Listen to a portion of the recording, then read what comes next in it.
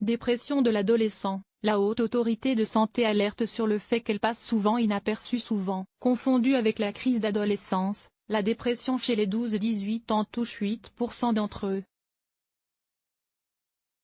Comment faire la différence?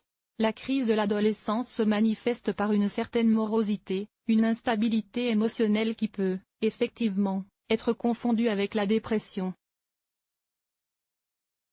Cette dernière regroupant des troubles de l'humeur, du cours de la pensée, des troubles physiques et instinctuels, et des idées suicidaires.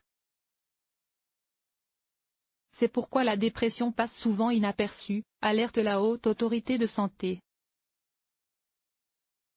Un retentissement sur la vie quotidienne. Mais si la crise d'adolescence ne retentit pas sur la vie quotidienne des jeunes, la dépression, elle, entraîne des répercussions sur la vie quotidienne, relationnelle ou scolaire du jeune.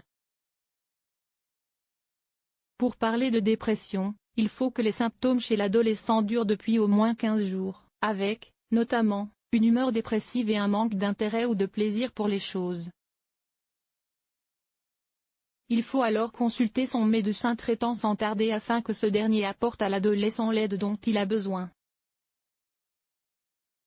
Dépression de l'adolescent, quelle prise en charge?